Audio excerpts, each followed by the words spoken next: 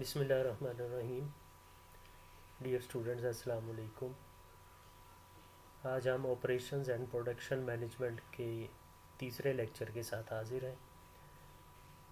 Last दो lectures में हमने ऑपरेशंस एंड प्रोडक्शन मैनेजमेंट की कुछ हिस्ट्री को डिस्कस किया था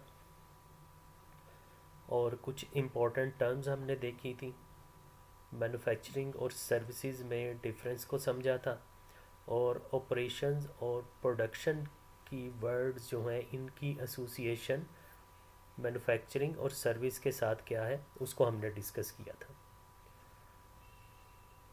today is our third lecture and now we are going to start the first topic of our subject, that is concept of production. Production का नाम सुनते ही हमारे जहन में एक पूरी पिक्चर बन जाती है कि प्रोडक्शन क्या है। Production is the transformation of raw material into finish goods. किसी भी ऑर्गेनाइजेशन का प्रोडक्शन डिपार्टमेंट या प्रोडक्शन फंक्शन वो फंक्शन होता है या वो डिपार्टमेंट होता है that is actually concerned with transformation of different range of input into the required output और रिक्वायर्ड फाइनल प्रोडक्ट। उसके साथ और बहुत सारी चीज़ें होती हैं जिसमें कोई स्पेसिफिक क्वांटिटी लेवल और स्पेसिफिक क्वालिटी लेवल जिसको हमने अचीव करना होता है वाइल प्रोड्यूसिंग एन आइटम। बहुत सारी डेफिनेशंस प्रोडक्शन की जा सकती हैं। Production is a step by step conversion of one form of material into another form through chemical or mechanical process to create and enhance the utility of the product to the user। जब हम production की बात करते हैं तो हम value addition की भी बात करते हैं। Value addition means when we convert raw material into final or finished product, then actually we are adding some value to that raw material which is not usable in a particular form। जब वो चीज़ raw material की form में है तो वो usable नहीं है until हम उसको एक स्पेसिफिक प्रोसेस से नहीं गुजार लेते। तो जब हम उसको स्पेसिफिक प्रोसेस से गुजार के फाइनल और फिनिश प्रोडक्ट में कन्वर्ट कर रहे हैं तो actually we are adding some value to that raw material. इसको वैल्यू एडिशन कहा जाता है। Albert Buffer defines production as a process by which goods and services are created। It is the simplest definition of production कि production एक ऐसा process है, एक ऐसा फंक्शन है जिससे गुड्स और सर्विसेज क्रिएट की जाती हैं। हम अपने इर्द गिर्द बहुत सारी प्रोडक्शन की मैन्युफैक्चरिंग की एग्जांपल्स देखते हैं। बहुत सारी ऑर्गेनाइजेशन, बहुत सारी मैन्युफैक्चरिंग ऑर्गेनाइजेशन, फैक्ट्रीज जो कि कुछ पर्टिकुलर चीज़ें बनाती हैं, प्रोडक्ट्स बनाती हैं, वो प्रोडक्शन में ही आ जाता है। जैसे यहाँ पे कुछ एग्जांपल्स भी दी हुई हैं, जिस तरह बॉयलर्स हैं या कोई टेलीविज़न है या कस्टम मेड यूज़र की रिक्वायरमेंट के मुताबिक किसी चीज़ को जो है अकॉर्डिंग टू स्पेसिफिक मेजरमेंट जो बनाना, वो प्रोडक्शन में आ जाता है। अब के प्रोडक्शन सिस्टम क्या है? The production system of an organization is that part which produces products of an organization। अभी हमने सिर्फ प्रोडक्शन को डिस्कस किया कि प्रोडक्शन इज़ ए प्रोसेस और फंक्शन थ्रू विच गुड्स और सर्विसेज आर क्रिएटेड। या हमने कहा production is a function of an organisation in which raw material is transformed into finished good. अब ये काम होता कैसे है? इसके लिए एक पूरा प्रोडक्शन सिस्टम होता है ऑर्गेनाइजेशंस में। उस प्रोडक्शन सिस्टम में इस स्पेसिफिक प्रोसेस को भी फॉलो किया जाता है और उसके साथ बहुत सारी कोई काफ़ी ज़्यादा एसोसिएटेड चीज़ें होती हैं उस प्रोडक्शन सिस्टम में। वो सारी चीज़ें जब मिलती हैं तो एक कंप्लीट प्रोडक्शन सिस्टम बनता है।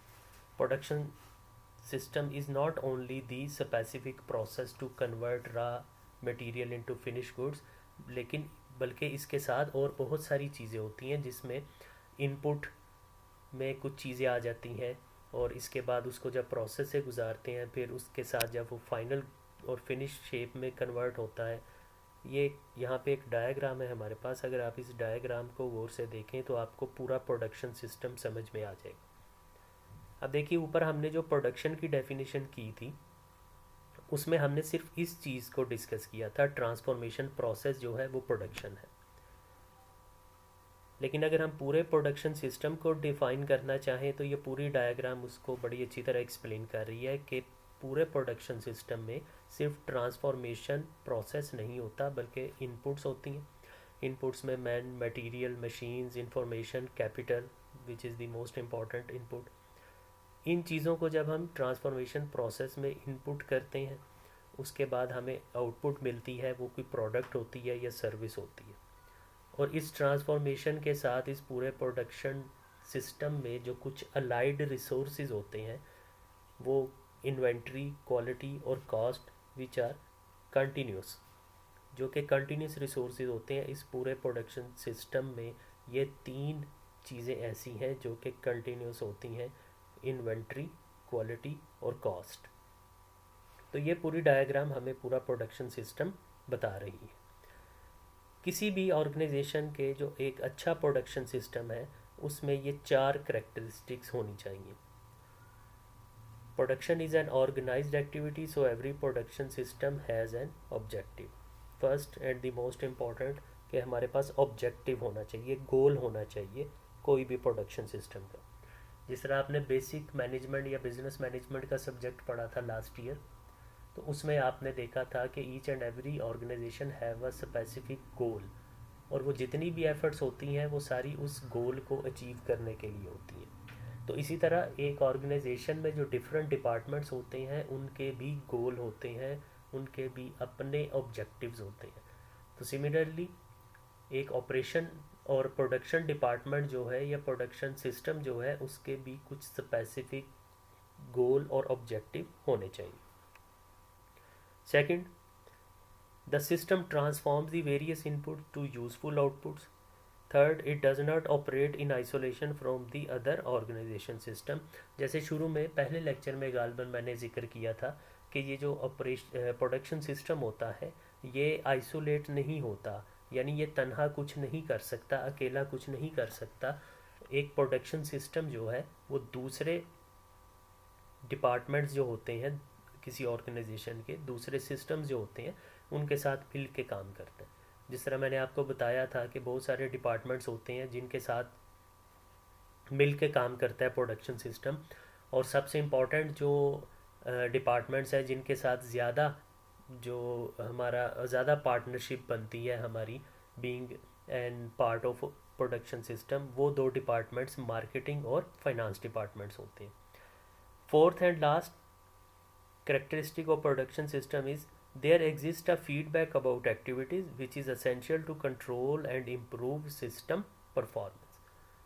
अब ये 4 करेक्टरिस्टिक्स हैं जो एक अच्छे प्रोडक्शन सिस्टम में होनी चाहिए। सबसे पहले हर प्रोडक्शन सिस्टम का गोल होना चाहिए, ऑब्जेक्टिव होना चाहिए कि वो क्या प्रोड्यूस करने चाह रहे हैं, उसकी क्या यूटिलाइजेशन है, वो कहाँ पे यूज़ होगा, उसकी टारगेट मार्केट क्या है, ये सारी चीज़ें उसके गोल और ऑब्जेक्टिव में डिफाइन की जाती हैं।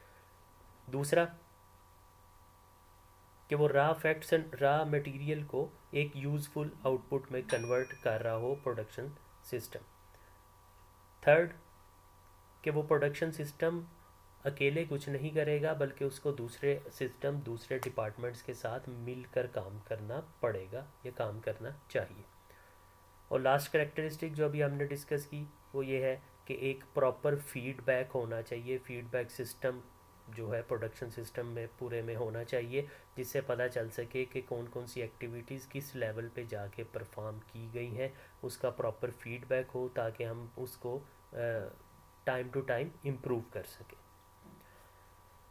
तो ये तो होगी जनाब प्रोडक्शन सिस्टम और प्रोडक्शन की डेफिनेशन, जो कि आपको अच्छी तरह समझ में आ जानी चाहिए। और आई होप कि आपको ये दोनों चीज़ें अच्छे से अंडरस्टैंड हो गई होंगी कि प्रोडक्शन क्या है। Production is in short transformation process, और प्रोडक्शन सिस्टम क्या है कि एक पूरा सिस्टम जिसमें ट्रांसफॉर्मेशन प्रोसेस के साथ और बहुत सारी चीज़ें मिलकर काम करती हैं। तो ये पूरा सिस्टम एक सिस्टम की शक्ल में काम करते हैं, तो फिर हम किसी भी रॉ मटेरियल को एक यूज़फुल आउटपुट में, यूज़फुल प्रोडक्ट में कन्वर्ट कर सकते हैं। उसके बाद है जी पहला प्रॉपर क्वेश्चन या टॉपिक जो कि एग्जामिनेशन पॉइंट ऑफ व्यू से भी इम्पॉर्टेंट है, वो है क्लासिफिकेशन ऑफ प्रोडक्शन सिस्टम, कि एक प्रोडक्शन सिस्टम की क्लासिफिकेशन क्या है। तो there are 4 classes of production system. याद रखिएगा, जब हम किसी भी चीज़ की क्लासिफिकेशन की बात करते हैं तो क्लासिफिकेशन का मतलब होता है कि उनकी वर्किंग आलमोस्ट सेम होगी। यानी प्रोडक्शन सिस्टम है तो डेफिनेटली वर्किंग तो सेम है, कि वो कोई चीज़ प्रोड्यूस कर रही है, मैन्युफैक्चरिंग हो रही है। क्लासिफिकेशन का मतलब होता है कि ये जो क्लासेस हैं, these classes will be different from each other in terms of their size और production unit, production capacity और production machinery lineup। इस किस्म के कुछ करेक्टरिस्टिक्स हैं जिसकी वजह से हमने एक प्रोडक्शन सिस्टम को 4 क्लासेस में डिवाइड कर दिया है, कि एक प्रोडक्शन सिस्टम 4 क्लासेस में हो सकता है, 4 तरह का हो सकता है। वो 4 क्लासेस कौन सी हैं जी? Job shop production, batch production, mass production and continuous production. तो today we will discuss first 2 production systems, job shop production और बैच प्रोडक्शन। तो let's start with the job shop production, जो कि हमारी प्रोडक्शन सिस्टम की पहली class है।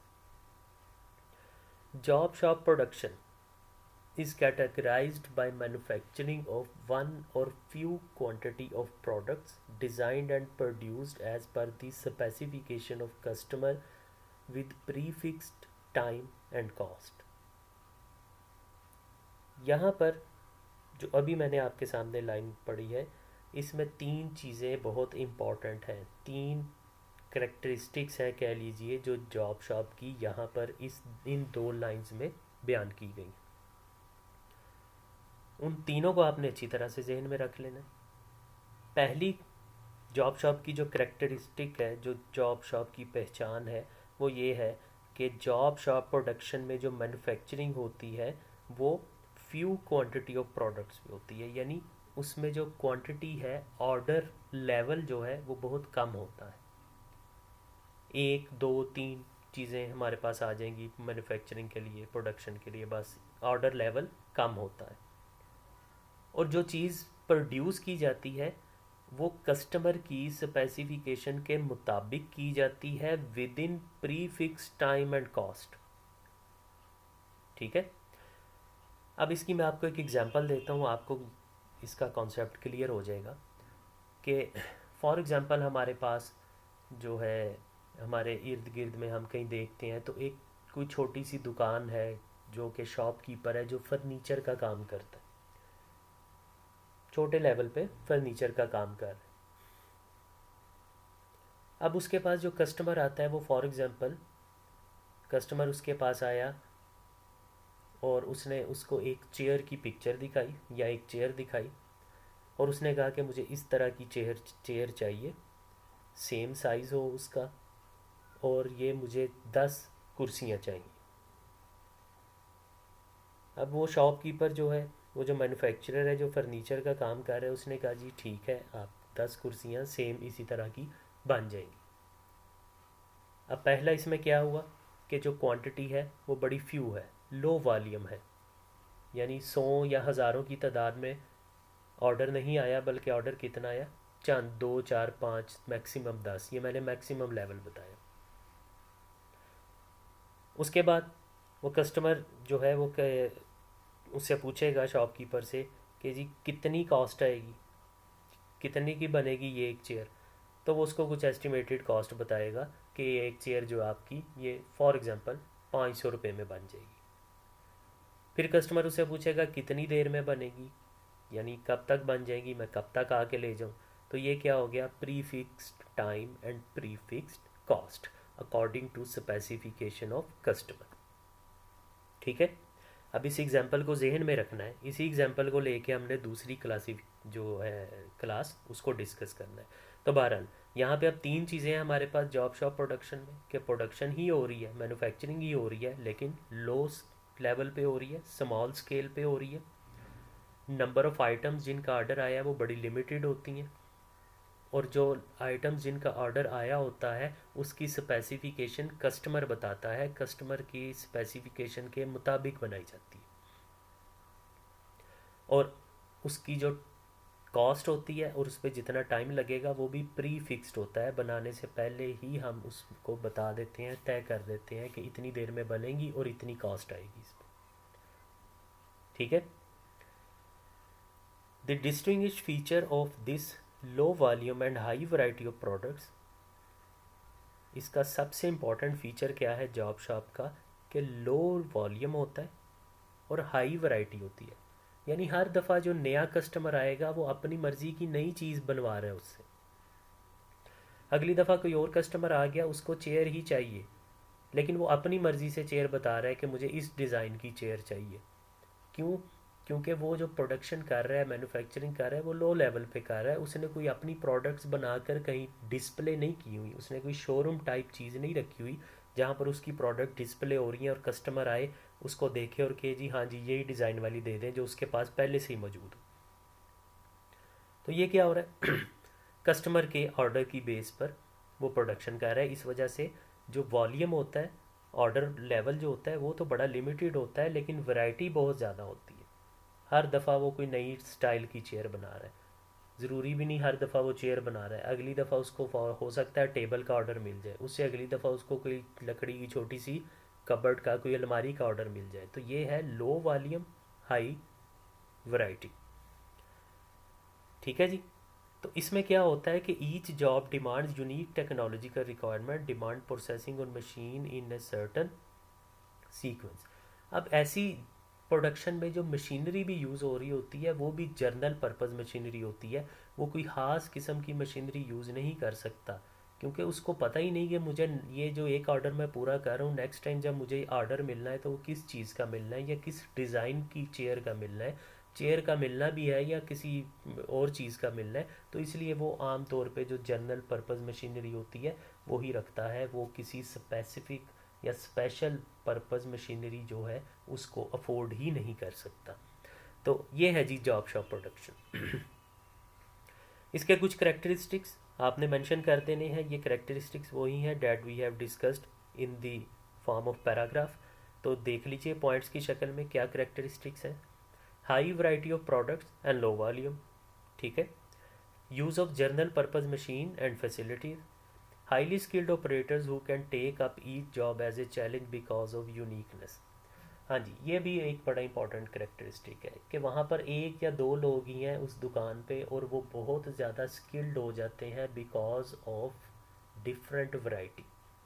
अगर आप किसी बड़ी फैक्ट्री में चले जाएं, अभी आगे मैं एक्सप्लेन करूँगा जब बैच प्रोसेसिंग को, तो वहाँ पे आपको ये भी समझा दूँगा फ़र्क। बहरहाल अभी यहाँ पे इतना ही जहन में रखिए कि जॉब शॉप प्रोडक्शन में जो लेबर होती है या जो काम करने वाले लोग होते हैं वो काफ़ी ज़्यादा स्किल्ड हो जाते हैं, क्योंकि उन्होंने डिफरेंट टाइप की वैरायटीज़, डिफरेंट टाइप की प्रोडक्ट्स को प्रोड्यूस करना होता है, मैन्युफैक्चरिंग करनी होती है। उसके बाद large inventory of material, tools and parts.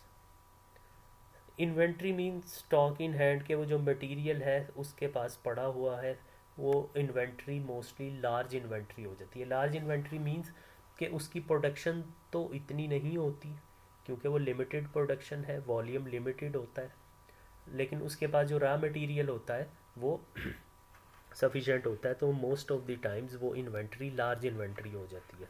और कभी कभी ऐसा भी होता है कि जब उसको ऑर्डर मिलता है कोई, तब वो अपना मटेरियल ख़रीदता है, तो वो कभी इन्वेंट्री शॉर्ट भी हो जाती है, लेकिन मोस्टली इन्वेंट्री जो है वो लार्ज ही रहती है। Fifth, detailed planning is essential for sequencing the requirements of each product, capacities of each work centres and order priorities. ठीक है। तो ये कुछ चीज़ें उसमें उसको मैनेज करनी होती हैं, क्योंकि वो एक दो लोग ही होते हैं जो कि इन सारी चीज़ों को मैनेज कर रहे होते हैं। किसी बड़ी ऑर्गेनाइजेशन वाला तो हिसाब होता नहीं कि जहाँ पे अलग अलग डिपार्टमेंट है, यानी फाइनेंस डिपार्टमेंट अलग है, परचेजिंग डिपार्टमेंट अलग है और मैन्युफैक्चरिंग डिपार्टमेंट यानी प्रोडक्शन डिपार्टमेंट अलग है। तो इसलिए ये एक छोटी सी शॉप होती है, छोटी सी दुकान है, या बिल्कुल ही स्मॉल स्केल कोई छोटी सी मैन्युफैक्चरिंग यूनिट है जिसमें एक दो लोग काम कर रहे होते हैं और उन्हीं एक दो लोगों को इन सारी चीज़ों का ख्याल रखना होता है। ठीक है जी। उसके बाद इसके कुछ एडवांटेजेस और लिमिटेशंस यानी डिसएडवांटेजेस हैं। अगर आप इसके एडवांटेजेस और ये लिमिटेशंस भी साथ याद कर लेंगे तो बहुत अच्छी बात है, नहीं तो कम से कम करेक्टरिस्टिक्स तक तो ज़रूर सबने याद करना है, क्योंकि उन्हीं करेक्टरिस्टिक्स से ही हमने यहाँ पे इनको कुछ एडवांटेजेस और लिमिटेशंस को एक्सप्लेन किया है। तो इनके एडवांटेजेस और लिमिटेशंस जो है इसको आप लोग खुद ही पढ़ लीजिएगा। इसमें फिर भी अगर आपको कोई प्रॉब्लम हो, कोई चीज़ ऐसा पॉइंट जो नहीं समझ आ रहा, तो आप मुझे मैसेज करके या कॉल करके पूछ सकते हैं। चले जी, अब देखते हैं हम सेकंड क्लास प्रोडक्शन सिस्टम की, which is batch production. Batch का मतलब क्या होता है? ग्रुप। अच्छा सॉरी, ये कई कुछ एग्जांपल्स हैं हमारे पास जॉब प्रोडक्शन की, सॉरी जॉब शॉप की, ये रह गई हैं, इनको भी देख लीजिए। Examples of job shop includes wide range of businesses. For example a machine tool shop. एक मशीन टूल शॉप है, यानी जिसको हम आम ज़बान में कहते हैं कि एक खरादिया, खरादिया है जो लेथ मशीन पर काम करता है। उसने एक मशीन रखी है, खराद मशीन, लेथ मशीन रखी है। उसके पास डिफरेंट टाइप की जॉब्स आती रहती हैं। कोई उसको आगे कहता है कि जी मुझे ये काम कर दो, कोई कहता है इस पर टूल लगा दो। तो ये मुख्तलिफ टाइप की वो जॉब कर रहा होता है। इसके अलावा अ मशीनिंग सेंटर, अ पेंट शॉप, ये ज़रा आसान है एग्जांपल समझने में, कि अगर एक पेंट शॉप है, उस पेंट शॉप के पास हर दफ़ा डिफरेंट टाइप का काम आता है, डिफरेंट आइटम्स आती हैं जिसको उसने पेंट करना होता है। ठीक है, कभी कोई चीज़ आ गई, कभी उसके पास कोई चीज़ आ गई पेंट होने के लिए, और वो जो पेंट होने के लिए चीज़ें आएंगी वो बल्क में नहीं आएंगी, बल्कि वो बिल्कुल फ्यू क्वांटिटी में आएंगी। कोई एक दो चीज़ें कोई दे गया पेंट करने के लिए, कोई घर की अलमारी दे गया कि इसको पेंट कर दो, या कोई अपनी जो है मोटर बाइक के कोई पार्ट्स दे गया पेंट करने के लिए। तो ये पेंट शॉप भी जो है इसी की एग्जांपल है जॉब शॉप की। इसी तरह अ कमर्शियल प्रिंटिंग शॉप, जी ये प्रिंटिंग शॉप आप देखते हैं हमारे गुजरांवाला में, यहाँ पे जो नमानिया रोड पे आपको पता है बहुत बड़ी मार्केट है, प्रिंटिंग प्रेस वहाँ पे लगे हुए हैं। अब उनके पास भी जो ऑर्डर आते हैं वो फ्यू क्वांटिटी में आते हैं। कुछ फॉर एग्जांपल शादी कार्ड प्रिंट होने हैं तो वो कुछ कार्ड प्रिंट होने हैं, 100, 125, 150 मैक्सिमम, इस तरह कार्ड प्रिंट होने हैं। और हर दफ़ा वो जब कार्ड प्रिंट होने हैं तो वो नया कार्ड होगा, यानी कोई डिफरेंट टाइप का कार्ड होगा, या कभी कोई विजिटिंग कार्ड होगा, कभी कोई इनविटेशन कार्ड होगा, कभी जो है वो कोई कैलेंडर। अब ये दिसंबर का हमारा महीना चल रहा है, तो इसमें आपको पता है न्यू ईयर की आमद होती है, तो बहुत सारी ऑर्गेनाइजेशंस अपने कैलेंडर प्रिंट करवाती हैं। तो आजकल उस मार्केट में सारा मोस्टली काम जो है वो कैलेंडर्स वगैरह का हो रहा है। तो these are different type of task, these are different varieties, जो कि एक प्रिंट शॉप, एक प्रिंटिंग प्रेस वाले को मुख्तलिफ चीज़ें करनी होती हैं। हम चले गए, हमने कहा जी हमें क्वेश्चन पेपर प्रिंट कर दो, हमारी आंसर शीट्स के ऊपर कॉलेज का मोनो प्रिंट कर दो। तो ये डिफरेंट टाइप के काम है जो वो कर रहे हैं। And other manufacturers that make custom products in small lot sizes. ठीक है, और इसके अलावा बहुत सारी ऐसी आपके जहन में होंगी दुकानदार जो कि छोटे छोटे लॉट की शक्ल में काम करते हैं। अच्छा जी, अब आ जाइए batch processing. Batch production, batch का मतलब होता है एक ग्रुप। ठीक है, जिसमें बैच प्रोडक्शन में क्या होता है कि एक ग्रुप की शक्ल में प्रोडक्शन के लिए, मैन्युफैक्चरिंग के लिए चीज़ें आती हैं। वो ग्रुप जो है वो लिमिटेड नंबर नहीं होते, बल्कि उसमें ज़्यादा आइटम्स हो सकती हैं उसमें, यानी जो वॉल्यूम है वो हाई हो सकता है, और इसमें जो वैरायटी है वो कम होती है, लिमिटेड होती है। मोस्टली जो हमें ऑर्डर्स आते हैं वो एक जैसे ही आते हैं। कैसे, देखिए ज़रा। Batch production is defined by American production and inventory control society. ये एक APICS एक इन्वेंट्री है, सॉरी एक सोसाइटी है जो कि हमारे ये प्रोडक्शन और ऑपरेशंस के रिलेटेड काफ़ी इन्होंने चीज़ें डिफ़ाइन की हुई हैं। उसके मुताबिक बैच प्रोडक्शन क्या है? As a form of manufacturing in which job passes through the functional departments in lots और batches, and each lot may have a different routing. It is categorized by the manufacture of limited number of products produced at irregular intervals and stock awaiting sales. जी, अब इसमें दो चीज़ें important है जहन में रखने के लिए, दो मेन कैरेक्टरिस्टिक हैं इसकी बैच प्रोडक्शन की। पहली इसकी जो सेकंड लाइन है कि in batch production job passes through functional departments in lots और बैचेस। इसमें क्या होता है कि डिफरेंट डिपार्टमेंट्स और डिफरेंट जो है फंक्शनल यूनिट्स होते हैं जिनसे सीक्वेंस में बारी बारी वो प्रोडक्ट गुजरती है अपनी फाइनल स्टेज तक पहुंचने के लिए। ठीक है, यानी डिफरेंट मशीनरीज होती हैं, इसमें डिफरेंट टाइप की मशीनरी होती है जो कि एक ख़ास सीक्वेंस में अरेंज की होती है। वो ही प्रोडक्ट, वो रॉ मटेरियल एक मशीन से शुरू होता है और स्टेप बाय स्टेप आगे अगली मशीन पर चलता चलता फाइनल और फिनिश प्रोडक्ट की तरफ बढ़ता है, हत्ता कि वो पैकिंग वाली मशीन तक पहुंच जाता है जो कि लास्ट स्टेज होती है। तो ये होगी बैच प्रोडक्शन जिसमें वो सीक्वेंस में different machines different functional unit से गुजरता है। और गुजरता कैसे है? इन दी फॉर्म ऑफ लॉट्स और बैजेस, बैजेस और ग्रुप की शक्ल में, वन बाय वन नहीं बल्कि वो एक ही तरह की जो होती हैं प्रोडक्ट्स, क्योंकि वो मोस्टली प्रोडक्ट्स इसमें एक जैसी होती हैं, तो वो एक ग्रुप की शक्ल में एक जगह से दूसरी जगह, एक मशीन से दूसरी मशीन, नेक्स्ट नेक्स्ट नेक्स्ट, इसी तरह चलती रहती है। और इसमें जो ऑर्डर होता है वो बड़े इरेगुलर इंटरवल्स होते हैं उसमें, यानी एक हमें अभी अगर ऑर्डर प्लेस हुआ तो वो पता नहीं नेक्स्ट ऑर्डर हमें कब मिलेगा, क्योंकि हमने डिफरेंट वैरायटीज़ को मैन्युफैक्चर नहीं करना होता, हमारी एक अपनी प्रोडक्ट लाइन होती है, अपनी प्रोडक्ट रेंज होती है, हमने उसी से चलना होता है। अब इसी को कंपेयर कीजिए, हम उसी अपनी फर्नीचर शॉप की ही एग्जांपल लेते हैं जो हमने जॉब शॉप में देखी। अब एग्जांपल ले लीजिए किसी बड़ी फैक्ट्री, बड़ी ऑर्गेनाइजेशन की जो कि फर्नीचर बना रही है। जिस तरह हमारे गुजरांवाला में फर्नीचर में एक बहुत बड़ा नाम है वुडको फर्नीचर, जिनका एक बहुत बड़ा मैन्युफैक्चरिंग यूनिट है, उनका अपना बॉयलिंग यूनिट है, उसमें वो अपनी लकड़ी को सीजन करने का उनका अपना एक यूनिट है। तो these are different functional areas जहाँ से वो लकड़ी गुजर के एक जो है चेयर में या किसी सोफ़ा सेट में या किसी डाइनिंग टेबल की शक्ल में हमारे सामने आती है। अब इनकी जो प्रोडक्शन लाइन है वो लिमिटेड है, यानी इन्होंने अपनी जो प्रोडक्ट्स बनाकर, अपने जो डिज़ाइन बनाकर अपने शोरूम पर डिस्प्ले किए हुए हैं, ये उन्हीं चीज़ों को सेल करते हैं। इनके पास जो कस्टमर आएगा वो उन्हीं में से किसी चीज़ को सिलेक्ट करेगा और वो ही चीज़ ऑर्डर करेगा उनसे। अगर वो कस्टमर कहे कि आप इस को इस तरह से चेंज कर दें, या अगर कस्टमर कोई अपनी तस्वीर ले आए साथ कि हमें इस तरह का बेड बना दें, इस तरह का सोफ़ा बना दें, तो ये वो काम नहीं करेंगे। ठीक है, जबकि जो जॉब शॉप वाला बंदा था उसके पास हर दफ़ा ही नई टाइप की प्रोडक्ट आ रही थी बनने के लिए। तो ये जो बैच प्रोसेसिंग या बैच प्रोडक्शन सिस्टम होता है, इसमें जो फैक्ट्रीज़ होती हैं उनकी प्रॉपर मशीनरी होती है, उनकी स्पेशल पर्पज़ मशीनरी होती है जो ख़ास तरीके से अरेंज की होती है। रॉ मटेरियल एक पहली मशीन से गुज़रता हुआ स्टेप बाय स्टेप अगली मशीन की तरफ चलते चलते फाइनल प्रोडक्ट की शक्ल में हमारे सामने आता है, और ये लॉट्स और बैचेस की शक्ल में काम करते हैं। और इसमें वैरायटी बहुत कम होती है, there are limited number of items, there are limited design जो इन्होंने प्रोड्यूस करते होते हैं। इनकी आप कह लीजिए अपनी प्रोडक्ट रेंज होती है, कस्टमर स्पेसिफिकेशन नहीं देता, इनकी अपनी प्रोडक्ट रेंज होती है जो ये प्रोड्यूस करके डिस्प्ले करते हैं और उसको फिर सेल करते हैं।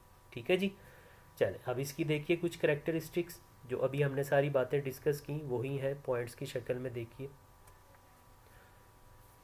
बैच प्रोडक्शन की पहली करेक्टरिस्टिक क्या है? Where there is a shorter production run. ये कहाँ पे यूज़ होती है? जहाँ पे प्रोडक्शन रन जो है यानी प्रोडक्शन साइकिल शॉर्टर होता है, वहाँ पे प्री फिक्स्ड टाइम नहीं होता, बल्कि उनके पास अपना टाइम पीरियड होता है क्योंकि उन्हें उसके हिसाब से चलना होता है। Second, when plant and machinery are flexible. Third, when plant and machinery setup is used for production of item in a batch and change of setup is required for processing the next batch. कि एक type की product को बनाने के लिए machinery set की गई है, अगर डिफरेंट टाइप की प्रोडक्ट आ जाती है नई शेप में या नई वैरायटी कोई आ जाती है तो वो मशीनरी जो सेट हुई है उसको दोबारा से सेटअप करना पड़ेगा। इसीलिए इस बैच प्रोसेसिंग में वैरायटी कम होती है। Fourth and last characteristic of batch production is when manufacturing lead time and cost are lower as compared to job shop production. ठीक है, लीड टाइम कहते हैं किसी भी चीज़ के प्रोडक्शन का जो टाइम है, यानी उसके रॉ मटेरियल से लेकर फिनिश गुड्स में कन्वर्ट होने तक का जो टाइम है उसको हम लीड टाइम कहते हैं. When manufacturing lead time and cost are lower as compare to job shop. अब जॉब शॉप में कास्ट ज़्यादा आती है क्योंकि वहाँ पर हर दफ़ा नई वैरायटी होती है, फिर इन्वेंट्रीज़ का भी इशू होता है. बैच प्रोसेसिंग में स्पेसिफिक मशीनरी यूज़ करते हैं जिससे हमारा काम स्पीड से हो जाता है और वो लीड टाइम कम हो जाता है. जब लीड टाइम कम होता है तो कॉस्ट भी कंट्रोल हो जाती है. यानी जॉब शॉप में अगर एक चेयर वो एक हफ्ते में बन रही है, तो अगर बैच प्रोडक्शन में स्पेशलाइज्ड मशीनरी में पूरे प्रोडक्शन यूनिट की शक्ल में वो चेयर्स बनाई जाएंगी तो वो एक वीक में कई चेयर्स बन जाएंगी, जिससे हमारा लीड टाइम भी कम हुआ और कॉस्ट भी कंट्रोल हुई. ठीक है, तो डियर स्टूडेंट्स, ये था जी हमारे जो प्रोडक्शन सिस्टम और प्रोडक्शन सिस्टम की कुछ क्लासिफिकेशन है. जैसे मैंने आपको भी बताया कि there are 4 classification of production system. Today we have discussed 2 classes of production system, job shop production and batch production. जो बाकी की 2 प्रोडक्शन की क्लासिफिकेशन है उसको इंशाल्लाह हम नेक्स्ट लेक्चर में करेंगे. आपने यहाँ तक ही इसको करना है और अच्छे से समझ लेना है, याद कर लेना है. Until next lecture, thank you, take care, अल्लाह हाफिज़.